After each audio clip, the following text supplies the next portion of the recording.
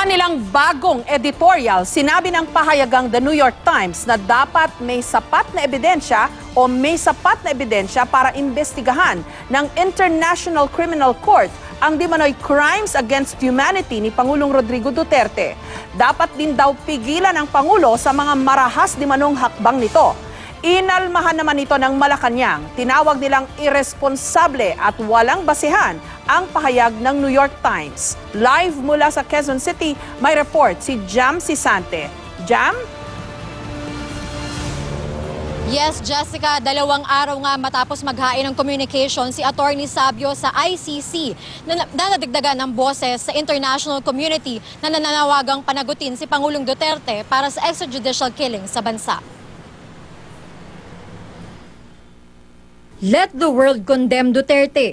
Yan ang iniwang mga salita ng pahayagang New York Times sa kanilang editorial page. Ilang araw matapos ihain ni Attorney Jude Sabio sa International Criminal Court o ICC ang isang komunikasyon kung saan formal na isinumbong ang umano'y crimes against humanity ni Pangulong Rodrigo Duterte dahil sa libo-libong pagpatay ng Davao Death Squad at ang nagpapatuloy na gyera kontra droga.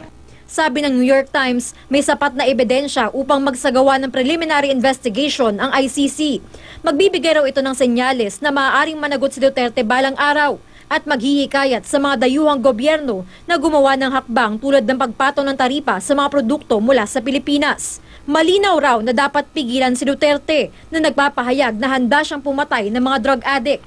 Bagamat nirerespeto raw ng Malacanang ang opinyon ng New York Times, tutol naman daw sila sa nilalaman ng editorial na tumalakay sa ihinaing sumbong ni Sabio. Ayon kay Presidential Spokesperson Ernesto Abella, pangunahing layunin ng Pangulo ang kaligtasan ng mamamayan.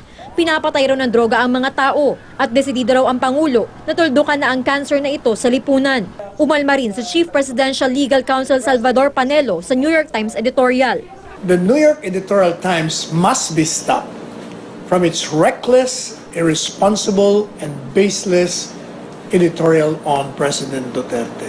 There is therefore no basis, whether in fact or in law, in the editorial of the New York Times. Sang-ayon naman si Senador Antonio Trillanes IV na kilalang kritiko ni Duterte sa inilathala ng New York Times. Matibay raw ang mga ebidensya laban sa Pangulo. Sabi ni Trillanes, sa impeachment lang mapananagot si Duterte dahil meron siyang presidential immunity sa kaso. Kung ibabasura raw ng mga kaalyado ni Duterte ang impeachment complaint laban sa kanya, maaari namang himasok ang ICC.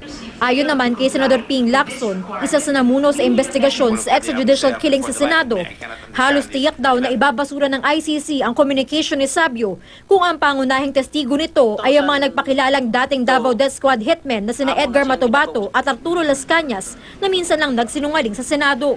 Si Senador Laila de Lima hindi na raw nagugulat sa pagdepensa kay Duterte ng kanyang mga kaalyado. Sigurado raw siyang alam ng mga ito ang matinding implikasyon sakaling manghimasok nga ang ICC.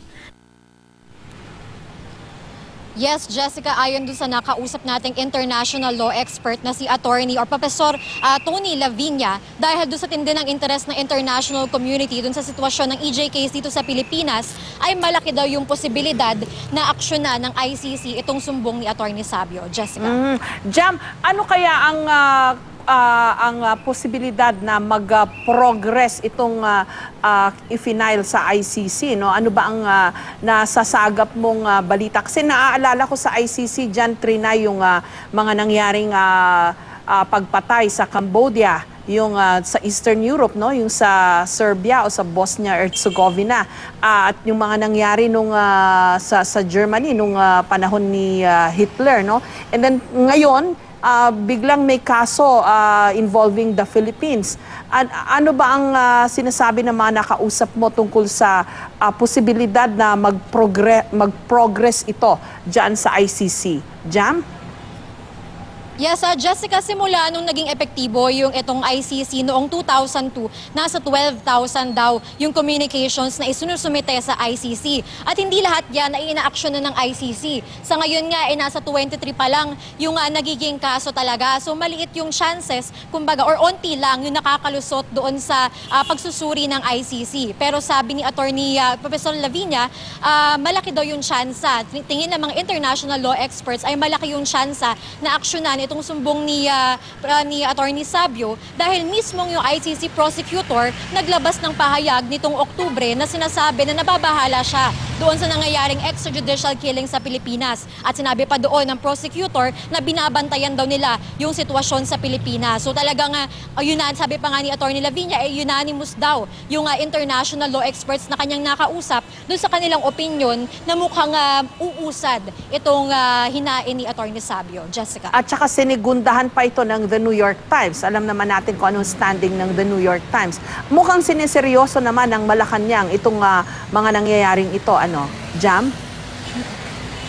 Well, Jessica, yung mga pahayag ng Malacanang, sinasabi nila yung usual na kanilang pahayag ukol doon sa mga allegations sa extrajudicial killings na ito walang basehan daw. At ang ginigiit nila, hindi naman talaga, si President Duterte ay ang mission lang niya ay protektahan yung civilian population.